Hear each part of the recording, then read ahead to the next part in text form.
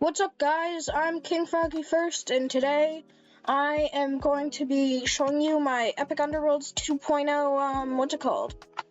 Yeah, my main, Epic Underworld signature deck.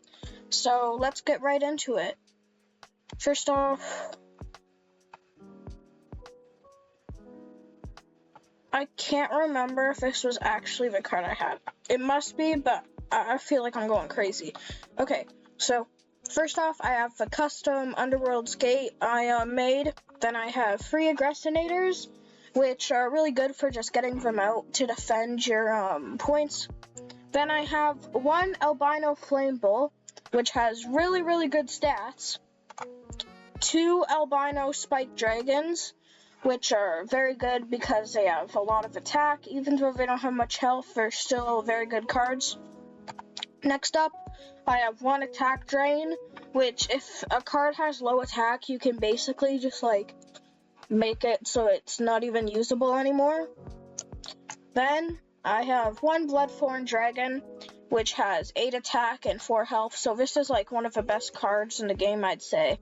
Better than Albino Flame Bull because it costs less points and it has actually it has the same amount of stats. But it can kill anything. Then we have Cancel, which is very good for blocking attacks. 2 cancels. We have 1 Cannon Blast, which is good for taking out a very powerful card. And then next up you have a Cranton, which is good for draw support if it dies. Then I have 2 Dice Commodores, which I really like the ability of, since you could deal damage to a target creature, draw a card, add life to any card. But one problem with it is if the opponent has no cards in play, you have to attack one of your own cards if you get a roll of 1 or a 2. So know that when you're making a deck. Next up, I have 1 Flesh Tooth Dragon, just a pretty good card.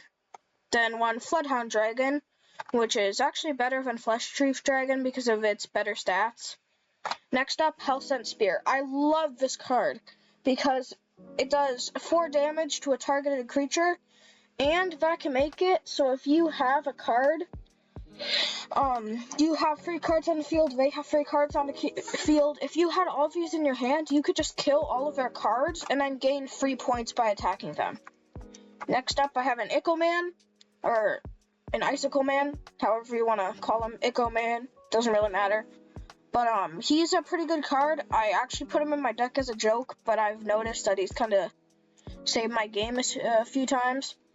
Next up, I have Insta-Kill, which is very good if you want to gain points. Like if it's end game and they kill your card, you could puff this out and gain a point to win the game.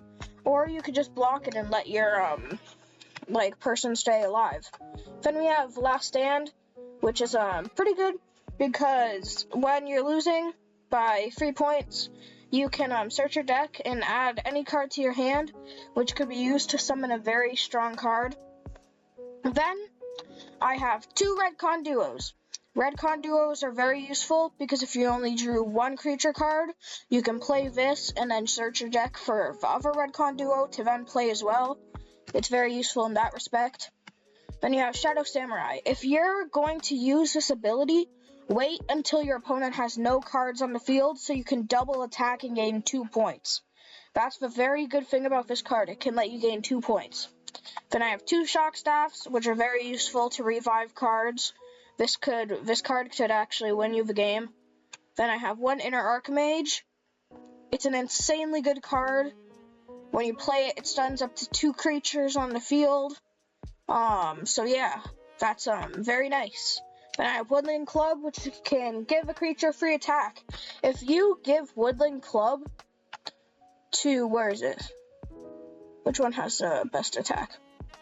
If you give Woodland Club to Bloodthorn Dragon, it could gain 8, 9, it could have 11 attack. That's one-shotting any creature on the field. It would legit be unstoppable.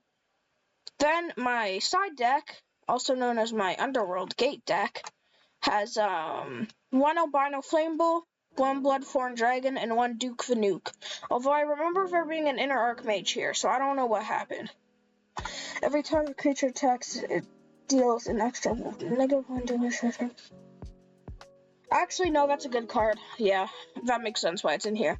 So yeah, that was my Epic Underworlds 2.0 main deck. Thank you guys for watching, and I'll see you guys in the next video. So bye-bye!